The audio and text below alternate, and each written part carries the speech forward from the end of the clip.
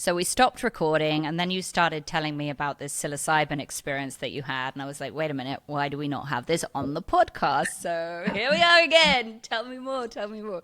Bring it, bring it. Yeah, so as part of my personal evolution journey, I was called to do a hero's dose of psilocybin with my somatic therapist. She kept mentioning it to me, and I had a lot of fear around doing it because I had seen as a kid adults tripping on drugs so much that it was just repulsive to me because they seemed so out of control. And out of this world. And so I never really had a big draw and or inclination towards doing any heavy level drugs. Plus, I had dropped acid by mistake when I was 3 years old. And I remember that trip actually. My mom had acid in the house and I dropped it. I mean, I saw them take it. They looked like they were having a good party, speaking of heart party. And I took this pill, and my mom came home and I was comatose essentially.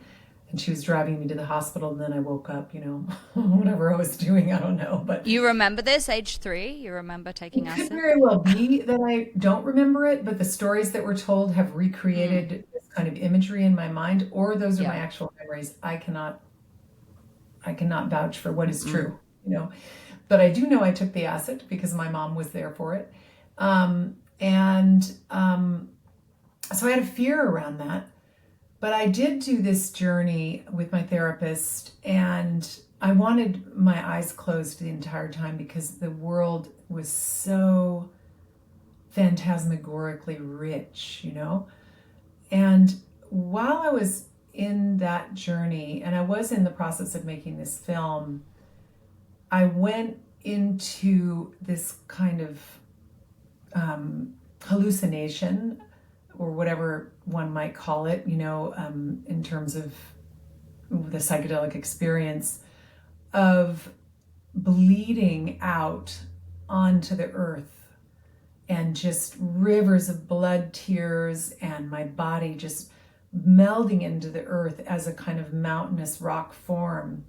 And all these Native American women were coming out weeping blood, and we were just in mourning about what's happening, and I could feel it. Like I was the earth. I was like this mother earth, and I was this embodiment of mother earth, and the my whole body was crying blood essentially. And it was so profound. Like I called in a couple women that are really powerful kind of spirits into this experience that I was having, and remembered that I needed to do something, that it was my calling to be making some shift. And it wasn't just on this microcosm level of me making a shift, but that there was something enormous that I was moving into to stop the bloodletting. And that message came through this psilocybin experience. But it was one of the most kind of unifying with the planet and my presence here experiences I've ever had. And Mm, mm-hmm, mm-hmm. I don't imagine I would ever be able to replicate it without the plant medicine. Um, Yeah, yeah. it, Do you feel like it is basically nature in a very concentrated nutshell? You know, we've been talking about the medicine of nature in general as a waking up and kind of connection medicine. Do you feel like that's what psilocybin is, but just much, much, much, much, much more concentrated? Or do you feel like it's something different? I think it's something that allows us to access aspects of our mind, body, spirit experience that we can't access without it.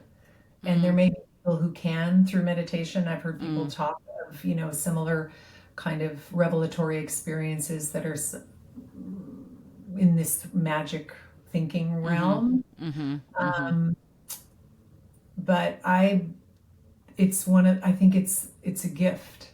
mm-hmm, It's a mm-hmm. life experience gift that you can take and come back to actually being able to see things that maybe we were able to see, without plant medicine at some point in our evolution. But at this point, it's the only way I've you know, ever accessed those sorts of visions. I mean, and I know a lot of people, and I didn't take anything along with it. I was really intent on just taking one thing so I could have a pure kind of, unadulterated experience. Mm-hmm. So you Yeah. touched on this, but I'm just going to ask you again. How would you say it's changed you moving forwards, having had this plant medicine journey?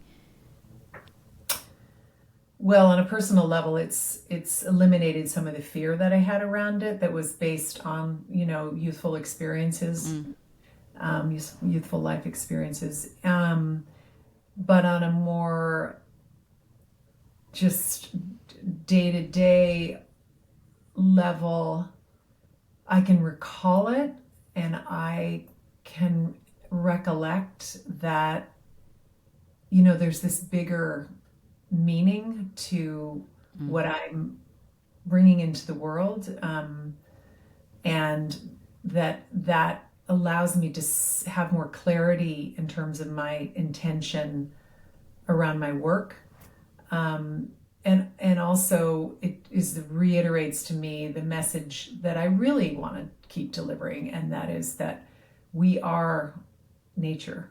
And that is something that, Lila June, the Diné Navajo spokesperson who's in my film, says, there's not even a word for nature in our language. It's just like, we are nature. Why are we, why would anybody need the word, Yeah.